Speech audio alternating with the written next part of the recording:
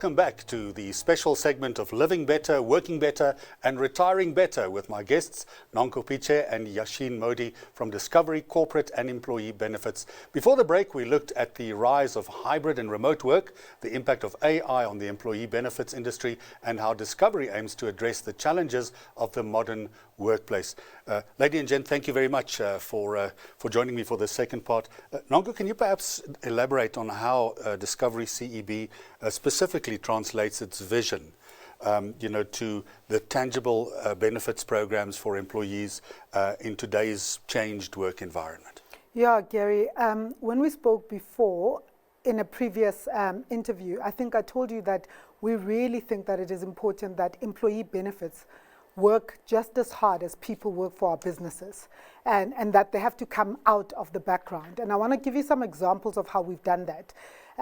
Maybe the one place where we can start is the employee assistance program space. This space has existed since time and date, when I started working, when you started working, but it's always been proactive.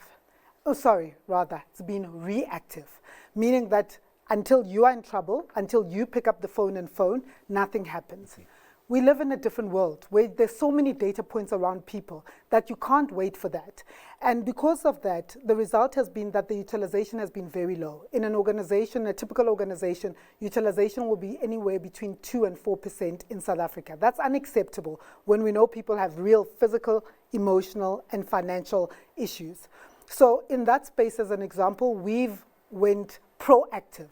So our EAP is proactive. How do we do that? We gather data points from different places. We can gather data points when you are integrated from the medical aid. We can gather data points from financial well-being from a short 5-question assessment that tells us you're indebted or you're in trouble. And based on that, we stratify people. So you wonder, how do they know I'm in financial trouble? It's simple data points gathered and some analytics in the background, and then we proactively reach out to people.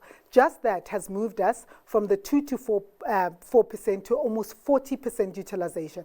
Now you're starting to touch people. Now you're starting to change lives. Now you're starting to help employers change the way in which they intervene and understand what's happening with their workspace. That's just an example in terms of one of the pillars we look after, which is an employee assistance program.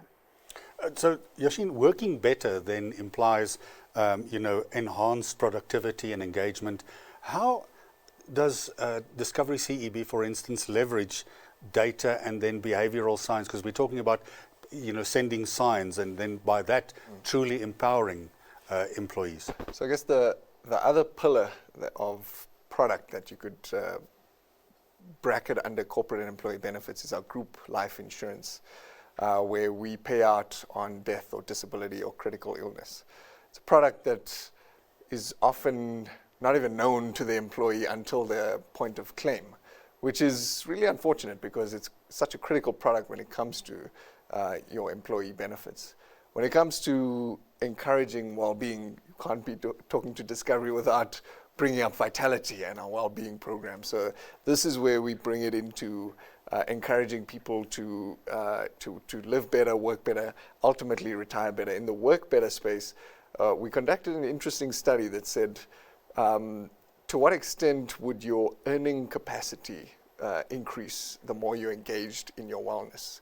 Because there's not a lot of data in this space by way of productivity. Productivity is a hard thing to measure. So income is something you can fall back on, notwithstanding all the confounding variables that could affect someone's pay. But in our group risk space, we do have both your vitality status and your income in our data. And what we saw is that as our members became more engaged in vitality, they started exercising more, they started knowing their health more, their rate of salary increases started to increase. Almost intuitively, you have a sense that I'm going to be better at my job if I'm healthier, more productive, I'm taking care of my health. And we actually started to see that in the data. So it's something we really try to actively incorporate into our product design. More cover, more rewards as you engage in your wellness.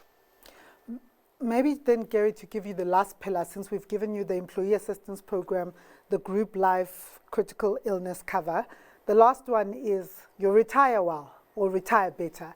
And I shared with you previously that only 6% of South Africans can retire, and that I'm also in the sandwich generation where I am supporting at home, above, meaning parents, but below my children. And last time I think we talked about it, not a sandwich, but a pie. I'm also supporting cousins and aunts, etc. And for us, that's been another area of huge realization that, one, you've got to expose people to the fact that they're not able to retire. And that talks to our engagement strategy, which is make it so simple. See where you are today. Where do you wanna, how much do you wanna earn when you retire? Show a person a gap. And then say, in order to change this gap, can I show you simply, put 20 rands, you can see how the gap closes. Put 40 rands. So give them simple tools that allow them to engage in, you are here today, what can you do differently? And then as we do at Discovery, from a behavioral economics perspective, we give people rewards. So the more you engage and the more you save, we will boost your saving, which means that we will add to the retirement money that you need, and then you'll have a better outcome. So for us, in those 3 pillars around helping people live better across all of dimension of health through our EAP, helping people retire well through our umbrella fund and engagement in that umbrella fund, and importantly, in terms of life cover, not waiting for people to claim, but saying, what health programs can we do today? Where can we reward people for those health programs today so that they can engage and hopefully avert a situation where they do have to claim for any life cover situations? So you're referring to the aspects of, the retiring better. So no doubt, whether it's internal employees or whether it's, the employees of customers or clients. How does Discovery CEB, for instance, help South African corporates, perhaps even your own employees, navigate these significant changes happening because the two-pot system has come around? But that principle of retire better must be something that's uppermost in the minds of many people, particularly, those who are thinking of the future. Yeah, and Yasheen did great work in this place actually for us in terms of sort of pulling together some of the journeys and the messages. So let me maybe give you the philosophy and then ask Yash to share what we actually have done on the ground. But for us, the philosophy is very simple, is you need people to know, because people don't know and don't understand. We don't think we'll ever retire. I mean, look at me. But I can tell you retirement is closer than what I think. So the first thing is, can we engage people in their retirement? Something that happens on a payslip in the background, etc. And we've built engagement tools for that. The second is, once we engage you, can we get you to do the right thing and reward you for it? And so we have built, and I talked to you about this last time as well, what we call boosts. And boosts talk to, when you do the right action in your retirements, we will boost. So when you move, as an example, just move your retirement fund from wherever it is to Discovery, we'll boost everybody's fund value by 15%. And then once you're with us, when you add to your savings, we'll continue to boost. When you get healthier, we'll continue to boost. So we then use rewards, and then the rewards create a virtuous cycle, because I get rewarded, I want to do more, and therefore you are in this virtuous cycle. But maybe I'll ask Yash to talk to you a little bit about how we've constructed even the two-pot system. While it's the easiest and the shortest in terms of getting your money, like applying for your money and getting it, we have built in there guidance so that people can see what they're foregoing. Maybe you can touch on that, Yash. Gary mentioned the two-pot system, we think, is unequivocally a good thing. I think there's been a lot of debate on to what extent now it's easier to withdraw your retirement savings, but I think it gets the right blend of giving access while mandating preservation on a portion of your savings. The lack of preservation being one of the key behaviors that have led to this statistic that Nonku mentioned, under 10% of South Africans having enough money at retirement. So we think it's a great thing, but it does create that risk that now a third of all of your contributions can be withdrawn every year, once per tax year. And what we've seen is that a lot of members are withdrawing all of their available savings money. So what we thought is, what are the types of members what are the cohorts that are actually withdrawing? So we did a bit of an analysis, and one of our features in the retirement fund is to give all of our members a free Discovery bank account, the transactional account, not because of, just for the sake of giving them an account, but it comes with what we call our financial wellness program, Vitality Money, which you get access by virtue of having an account. And it drives the right behaviors in all 5 spheres of financial wellness when it comes to short-term savings, long-term savings, being insured, and having emergency funds. And we said the perception in the market is that as your income reduces, your savings pot withdrawals, your rate of withdrawal will increase, because it is the perception that the less you earn, the more you're going to be reliant on your savings component of your retirement savings. But now we said, let's stratify that by vitality money status, i.e., to what extent do you have your finances relatively in order? We'll call that a diamond vitality status, and then blue, which means you're managing all aspects of your finances not particularly well. And what we saw was that the high earners who had a low vitality money status, so they weren't managing their money well, but they were earning, let's say, over R1 million per year, were withdrawing from their savings at a rate of 4 times higher than members who were earning under 100,000 Rand per year, but had a high vitality money status. So they were actually managing their money well, which I think just it's a powerful stat in representing the fact that the better you manage your wellness, whether it's financial or physical, the better you can drive the outcomes that you are trying to see as a benefits provider in the employees that you cover. Well, that segues really nicely into now looking at employee benefits and the employee benefits industry. Nonku, it's traditionally been offering a lot of products. How's it evolved? And we know, and you've mentioned some of the fantastic products that Discovery CEB has, not only for themselves but for people who are customers. How does this move towards a more holistic, integrated approach to employee wellness? Yeah. To be honest, I think the shame is that it's been stagnant. I really think that as benefit providers across the board in this space, in this country, we should want to do more. I think it stayed in the background too long. The decision is made by a few people in the employer base. The rest of us just get a deduction. And then the day you might need something, you sort of wake up to find out, is it something I like or not like? The job for us, and at CEB we're making it the job for us, is that we need to bring it into the forefront and be thinking not of what are the benefits, but what are the pillars of well-being we're trying to influence. And within each pillar of well-being, what can we push? So Yash has just given you the analogy that people who manage their money, who are better financially well, meaning either because they're doing courses or they're better managing their money, etc., have a better outcome, as opposed to people who earn even more but do not know how to manage their money well. So the kind of work we're doing is that we're asking ourselves, what in financial well-being are proxies to how we can help people, and in mental well-being and in financial well-being? And I want to give you an example, Gary, which I think is a beautiful example of how we're thinking about this. I spoke to you about the Employee Assistance Program. I got divorced a couple of years ago. Don't worry, I'm fine now, re-engaged. But the truth was, at the time that I got divorced, I was not only scared about I wasn't physically well, obviously my mental well-being. I was also scared about my financial well-being. I'm going from a dual household, financial household, to a single female financial household. I had 2 little children at the time. And I remember we had a different employee assistance program then, before we even came up with one. And I remember putting through a call, just wanting help. And when the person answered the phone, a young lady answered, a very nice young lady, asked me about my demographics, which I gave. And then she said, who do I want to speak to? Like a psychologist, a lawyer? And I had no clue. Because I'm in the weeds. I don't know what is going on. I've never been divorced before. There's a lot of shame that comes with divorce as well.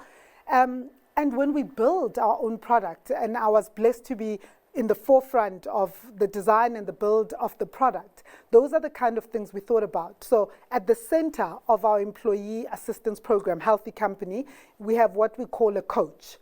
Your coach is either a psychologist or a social worker, counseling social worker, but each phone call is answered by one of those people. They're not going to ask you, what do you need, Nonku? They're going to say, Nonku, you're going through this, understanding this journey. You're going to need a child psychologist for your children, and this is how we're going to help you. You're going to need to speak to someone yourself, because this is a very difficult journey. And in parallel, I need you to speak to this legal advisor, because you need to understand your marital contract and what it's going to mean in terms of your financial well-being after this process. And that's how we've started to think about people. And so that's a key part of the solution that we offer to everyone, not just to us. We do that when it comes to death as well. You know, if I picked up the phone and I phoned an EAP and they said, so who do you want to speak to? When I've just told you, like, I don't know, my grandparent died or my spouse died, it's critical that you have someone in the middle that holds that entire conversation and that holds your well-being and coordinates it around you. That's just an example of how we believe that things should be moving forward as opposed to what is being done still in market today. So there's obviously, you know, group issues, but very often personalized solutions for, you know, technical marketing, perhaps adapting to, you know, to deliver customized benefits, as Nonku was just explaining. Perhaps, Yasheen, how is this changing currently in how it's being adapted to a technical marketing perspective to the workforce? I think it's almost glaringly obvious. The more personalized you can make your communication and product, the more engagement you're going to get back from your members and ultimately drive the right outcomes.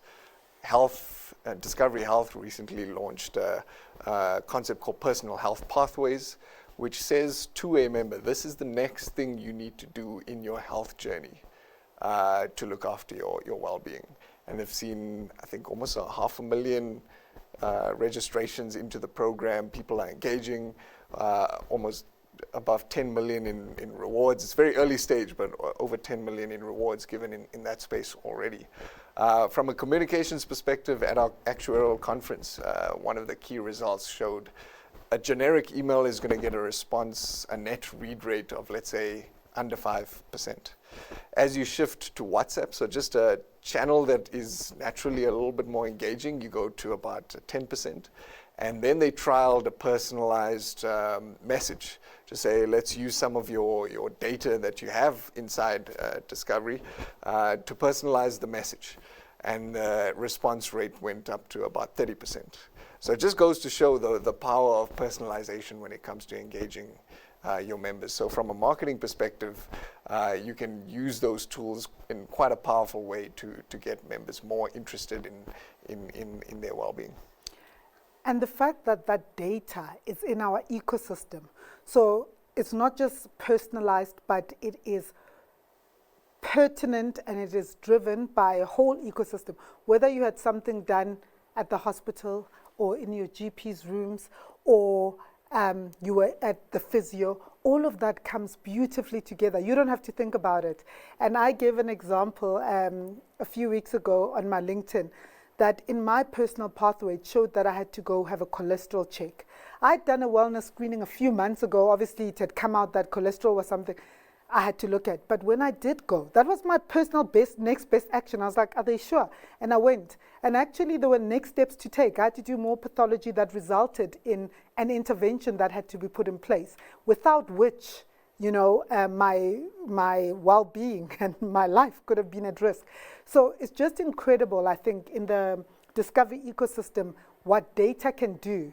That is far-reaching data now within the health space, within the banking space, within your retirement space. Bringing all of that together and having one view of a person and serving them up just what they need to know at the right time is absolute power.